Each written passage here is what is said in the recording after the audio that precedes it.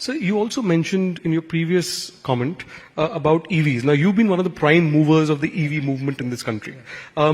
There was a lot expected in the budget around that, but we didn't see much of that. There have been, if you look at the government signals in the last, say, month, 2 months, there have been confusing signals, if I may put it that way. So how do you respond to that? Because there seems to be some kind of a comma, if not a full stop on this at the moment. No, so you will have I'm sure the government is working on a good FAME policy which will come in, and you need that FAME policy because you need to push for electric vehicles.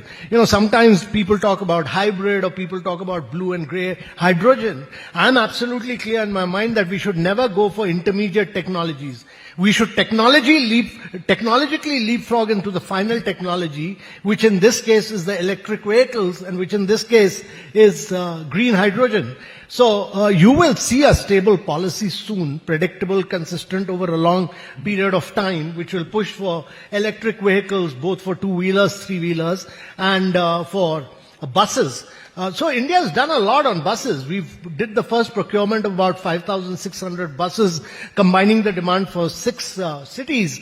The price of electric bus on an OPEX basis was almost 14 to 15% lower than the combustion vehicle.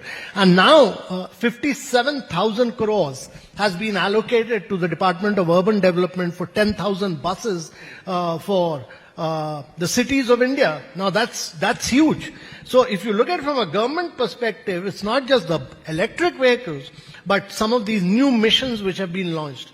So you have a mission on artificial intelligence, you have a mission on quantum computing, you have a semiconductor mission, again about close to 60,000 crores, 76,000 crores.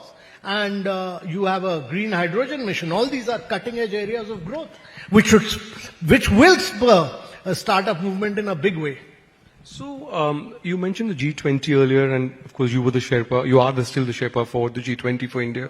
One of the key highlights of the G20 was on DPI, with digital public infrastructure, the way India showcased it, the way it came in the declaration, in the way that's never happened before, in the Delhi Declaration. And now we are working with several countries to export that or help them develop it. Do you think that there is this argument of creating a digital Silk Road led by India vis-a-vis the Chinese expansion? Do you think, how serious is this idea of a digital Silk Road, and your thoughts on that? So, India created this unique model of digital public infrastructure, which is open source, open API, is globally interoperable. It's important that, what the G20 did was to have a definition of digital public infrastructure.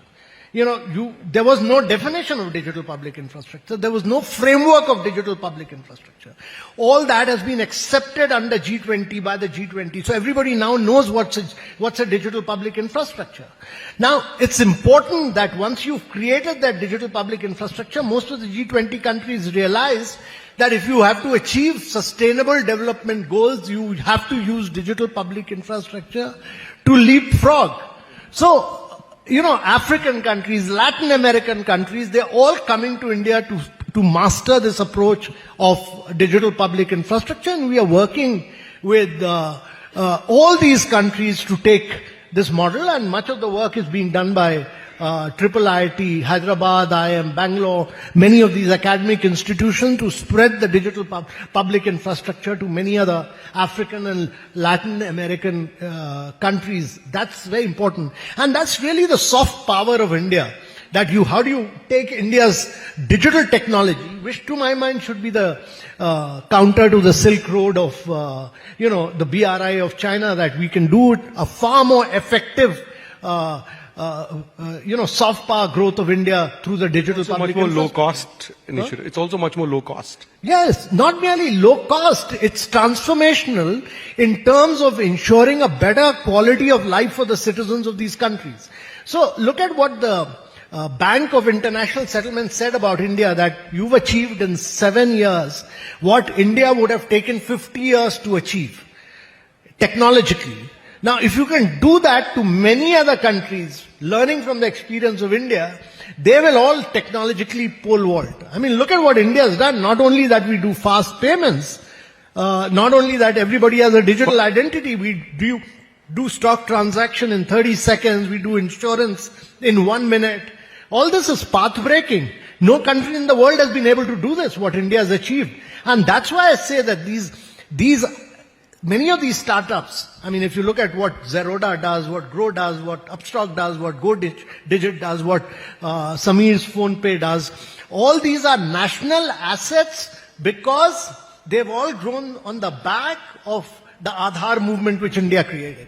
And of course, Aadhaar, of course, led to the financial inclusion of a paradigm that's never been seen anywhere else in the world. Went up to from 20% to 70% plus in 7-8 years. So, the challenge is that India has done this with a lot of political and administrative will.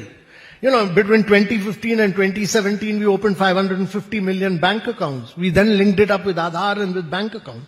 So whichever country you take it to, it's not that you've created a model which you can take it, but there has to be a lot of governance and political will in those countries to deliver on that.